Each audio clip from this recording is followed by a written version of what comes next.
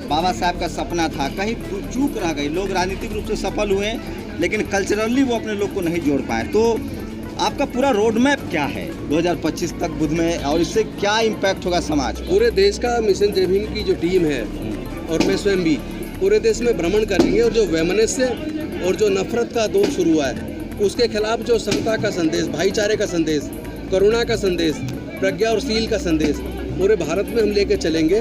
और आज बुद्ध के धम्म की जरूरत केवल भारत को नहीं पूरी दुनिया को है।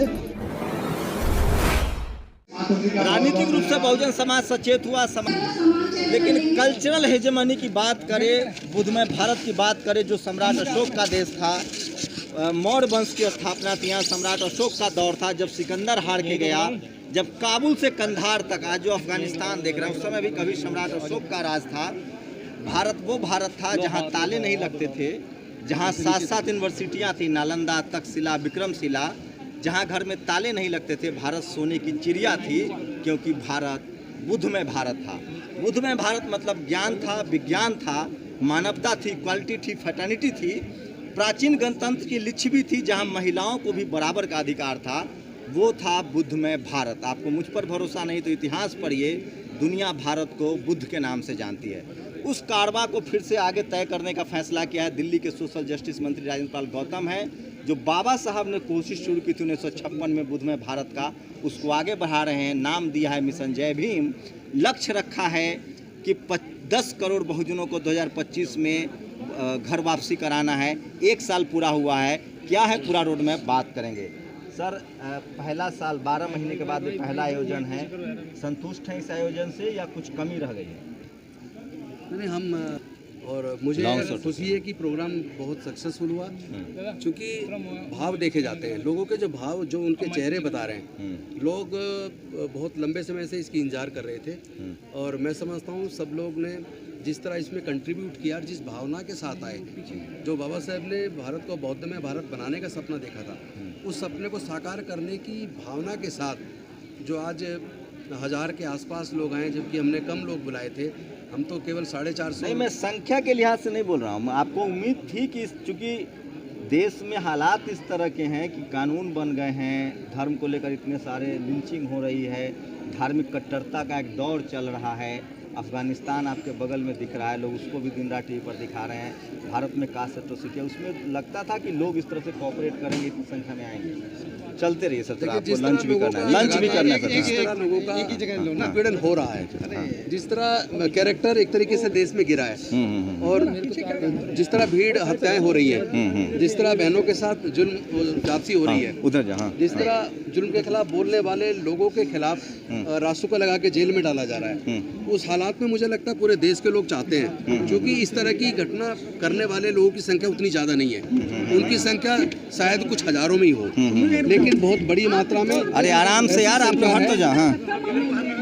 बहुत बड़ी ऐसी संख्या है जो भारत को बौद्ध में भारत बनाना चाहती है, जो भारत को गुलामी से बाहर निकालना चाहती है, जो भारत से जुल्म जाति और उत्पीड़न बंद करना चाहती है, और जो इस जाति और धर्म के नाम पे हो रहे दंगे से बहुत ज़्यादा दुखी है, उसकी संख्या भारत में मैं समझता हूँ कम से कम 95% है। तो वो 95% लोग भारत को बुद्ध के सपनों का भारत, बाबा साहेब के सपनों का भारत बनाना चाहते हैं। वो सब लोग चाहते हैं कि अब अगर इसी तरह कट्टरपन बढ़ता रहा तो कहीं भारत भी तालिबान तो नहीं बन जाएगा, लेकिन देखिए सीरिया तो नहीं बन जाएगा। बुद्ध ज्ञान विज्ञान के प्रतीक हैं, पूरी दुनिया में रिसर्च यूनिवर्सिटियां होती है, बुद्ध में सब, भारत में भी ज्ञान विज्ञान था, तक्षशिला, नालंदा। लेकिन आजकल जो है वो धर्म को पॉलिटिकल टूल के तौर पर इस्तेमाल किया जा रहा है। इसे आप कैसे देख रहे हैं? क्या आप पर भी आरोप लग सकता है कि आप राजनीति कर रहे हैं?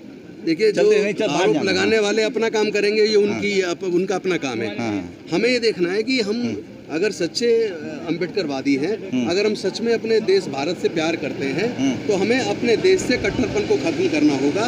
हमें अपने देश से जातिगत और धर्म के आधार पर उत्पीड़न को बंद करना होगा। तो इसका एक ही रास्ता है कि भारत में समता, मैत्री, भाईचारे पर आधारित न्यायपूर्ण समाज की स्थापना हो, जहाँ करुणा हो, शील हो, और ये केवल बुद्ध के धम्म में संभव है। तो राजनीतिक रूप से नुकसान भी हो, देश में उसकी राजनीतिक रूप से नुकसान भी होने का डर रहता है इन सब चीज़ों का।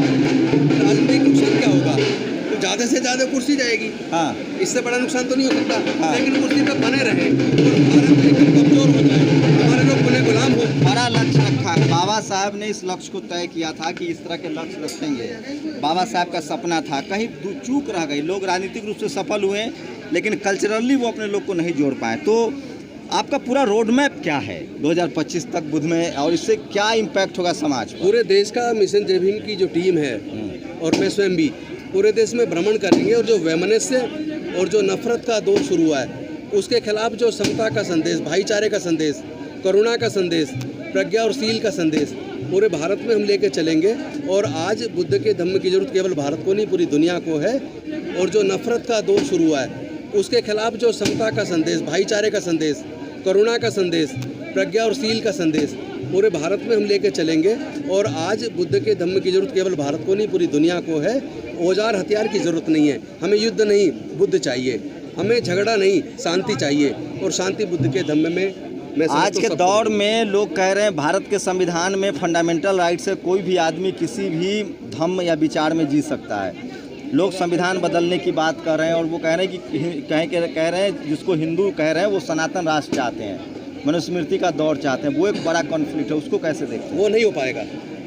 वो इसलिए नहीं हो पाएगा क्योंकि भारत के ज़्यादातर लोग चाहते हैं कि देश से जाति व्यवस्था खत्म हो।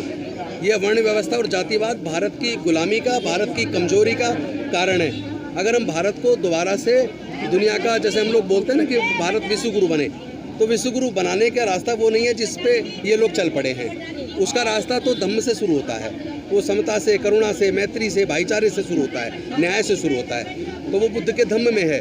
तो मुझे लगता है ऐसे कट्टरपंथी लोग की विचारधारा धीरे धीरे कमजोर पड़ेगी और समतावादी विचारधारा धीरे धीरे मजबूत आपका जो एक गौरवशाली अतीत है, चाहे जितने भी बुद्ध विहार हैं वो सब धरती के नीचे हैं। नालंदा, तक्षशिला, ज्ञान विज्ञान, सोने की चिड़िया, ताला नहीं लगते थे, कंधार से काबुल तक आपका राज था, वो था बुद्धम। उसको कैसे पहुंचाएंगे लोगों तक? क्योंकि आपके पास ना टीवी है, ना अखबार है, और जो भी आपके जो केंद्र हैं, चाहे वो नालंदा हो, चाहे वो तमाम बुद्धिस्ट सर्किट हैं, सरकार पूरी दुनिया में सबसे ज़्यादा टूरिस्ट आते हैं बुद्धिस्ट सर्किट में।